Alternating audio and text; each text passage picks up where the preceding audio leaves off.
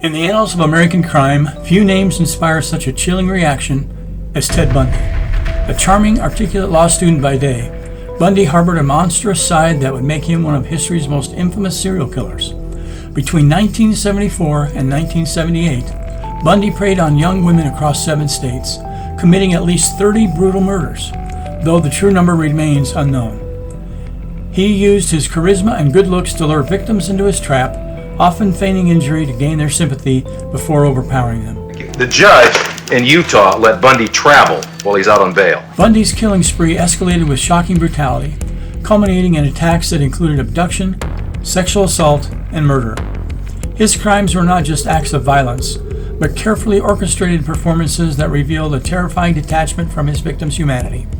Even as he faced trial, Bundy's bizarre self-representation in court and his notorious escape attempts made headlines, further fueling his dark legend. In 1989, Bundy was finally executed by electric chair, Old Sparky, in Florida. His legacy is a haunting reminder of the duality of human nature, how someone seemingly normal could hide such malevolence beneath the surface. Ted Bundy's story begins in the quiet town of Burlington, Vermont in 1946, with a secret that would shape his entire life. Raised to believe his mother, Louise, was his sister, Bundy's early years were a tapestry of deception. What happens when a child's very identity is built on a lie? While still a boy, he and his mom moved to Tacoma, Washington to live with another branch of the family and start a new chapter of their lives. We'll cover details later, but with a new name and a stepfather he resented, Bundy's childhood was marked by isolation and an unsettling fascination with the macabre. How does a seemingly normal boy become a master manipulator? As he navigated the social labyrinth of school, struggling between intelligence, which he was very intelligent, and isolation, his charm grew sharper, a tool for his emerging darker ambitions.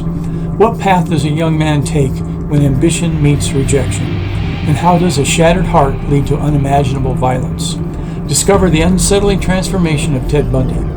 What does it take for a monster like Bundy to develop? Could he have been stopped? Could a simple act at the very beginning of all this stopped all his tragic killing? We'll talk about that and more.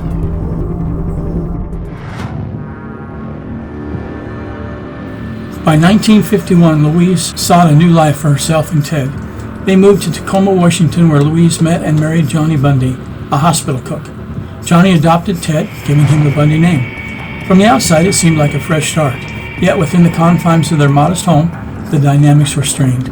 Despite Johnny's attempts to bond with Ted through family outings and shared activities, Ted remained detached, viewing his stepfather with a mix of disdain and indifference.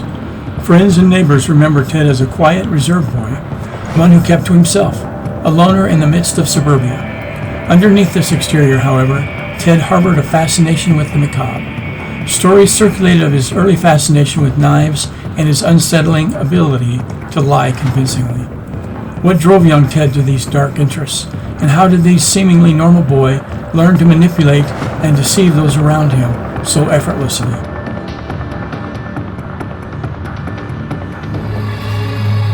Ted used to drag the little kids in the neighborhood out into the woods over there. He'd take them out there and strip them down, take their clothes. You'd hear them screaming for blocks. I mean, no matter where we were here, we could hear them screaming.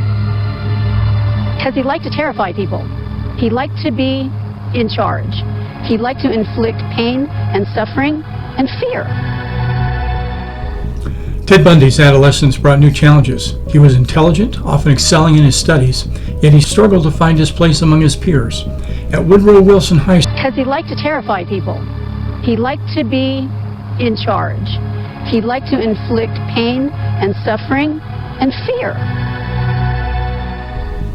Ted Bundy's adolescence brought new challenges. He was intelligent, often excelling in his studies, yet he struggled to find his place among his peers. At Woodrow Wilson High School, Ted was seen as introverted and awkward.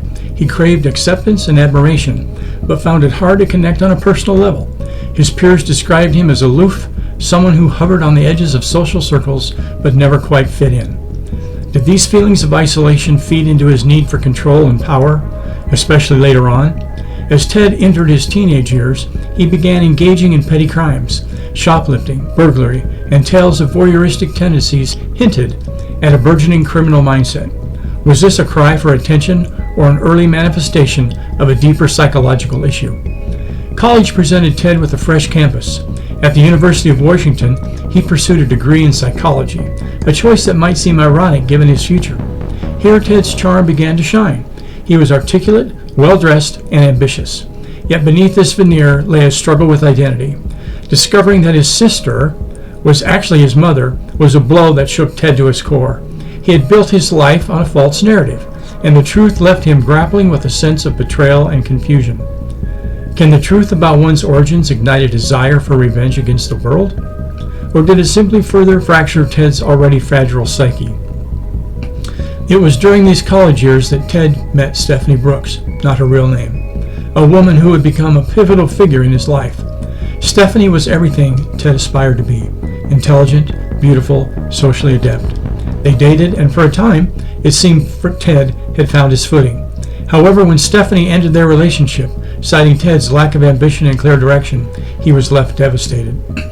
This rejection cut deeper than any before. It wasn't just a failed romance. To Ted, it was a personal failure that echoed the insecurities of his youth. How far would Ted go to prove his worth to a world that constantly dismissed him? Would this rejection shape his future in ways no one could predict? Ted's ambition soared in the following years. He threw himself into politics, working on campaigns, and even catching the eye of the Republican leaders in Washington state. His charm and eloquence were his weapons, allowing him to navigate social situations with ease. Yet there were cracks in the facade. Those close to him began to notice his erratic behavior, his sudden shifts from kindness to coldness, and his growing obsession with control. Ted Bundy is infamous for his horrific crimes, but his early involvement with the Republican Party in Washington state during the early 1970s often goes unnoticed. It's fascinating to see how Bundy, a psychology major at the University of Washington, seamlessly blended into the world of politics. He seemed like any other ambitious young man, eager to make a difference, but beyond this facade, a much darker side lurked. Bundy started by working on the re-election campaign for Republican Governor Daniel J. Evans. His role was to gather intelligence on Evans' opponent, Albert Rossellini, attending rallies and recording speeches. His dedication impressed the campaign staff, and after Evans won, Bundy was hired as a driver and personal assistant for Ross Davis, the chairman of the Washington State Republican Party. This position gave Bundy access to a network of financial and influential Republicans, expanding his reach and ambitions. Bundy's charm and intelligence won him the trust of key and political figures, including former Governor Robert G. O'Brien. He even worked with the Seattle Crime Prevention Advisory Commission, writing a pamphlet on rape prevention, a chilling irony considering his own violent actions against women. His political aspirations grew, even while he attended law school. He cultivated relationships, looking to climb the political ladder. People like true crime writer Ann Rule, who knew Bundy during this time, were struck by his apparent sincerity and dedication. Maybe he really was dedicated and quite sincere. His colleagues later expressed shock, realizing that Bundy's political life was just another mask he wore to hide his true sinister nature. I don't know, maybe it was real. Maybe it was real on both sides. He just had two lives that he lived. It's hard to tell. As Bud's public persona flourished, so did his private darkness. He volunteered at a crisis hotline, offering solace to those in despair. It was here that Ted's dual nature was in full display. To his colleagues, he was a hero, someone who cared deeply for others, but beneath this compassionate exterior was a man who had already begun to descend into violence. What drives a man to lead such a double life? Ted's early forays into crime escalated. Reports of missing women, brutal attacks, and unexplained disappearances began to surface. Ted, the charming young man with political aspirations, was living a secret life of violence and depravity. His ability to mask his true nature became his most dangerous asset. Friends and acquaintances couldn't fathom that the man they knew was capable of such horrors. What lay behind Ted's charming smile? Was it the thrill of evading capture, the satisfaction of manipulating those around him, or something more sinister? Detectives would later describe Ted Bundy as a chameleon, someone who could blend into the environment. His early life, marked by deception and struggle with identity, had trained him well. He knew how to hide in plain sight, how to project innocence even as he honored or harbored malevolent intent.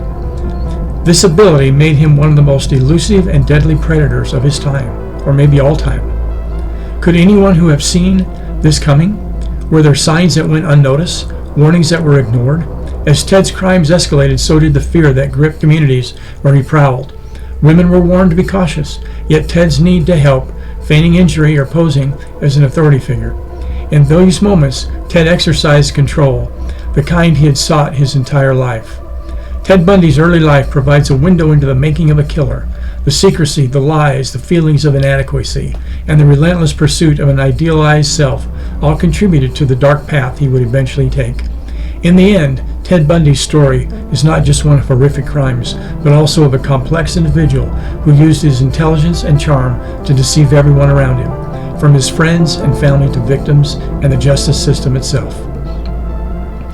Ted's criminal life was marked by calculated manipulation, charm, and terrifying double life. By day, he presented himself as a promising law student and a political campaign worker, known for his charisma and intelligence. But beneath this facade, he was a ruthless predator, abducting, assaulting, and murdering young women across multiple states in the 70s. His ability to blend into society while committing heinous crimes baffled investigators and terrified communities. Bundy's cunning nature and mastery of deceit allowed him to evade capture for years, ultimately revealing a complex, sinister mind capable of unimaginable brutality. It's also interesting to note that one of Bundy's cousins during this time in Washington came to know him and liked him very much. Her friends liked him very much as well. He expressed what appeared to be genuine interest in their safety, given the interest and rise of what were his actions in assaulting and killing women. So he would show up at his cousin's doorstep and help fix the door locks. He would get together with his cousin's friends and her and have a good time. He always encouraged them to be safe and to lock the doors and to watch out for people like ultimately were him. And so it's very interesting to know that this is a story about Ted and his life and how strange it was.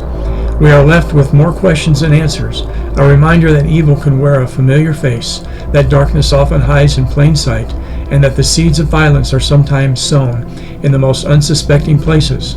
What hides behind the mask? How can we recognize it before it's too late? Is there a Ted Bundy in your life? Or are you the Ted Bundy of other people's lives? Thank you for joining me. Subscribe, and please tune in for future videos. Have a good day.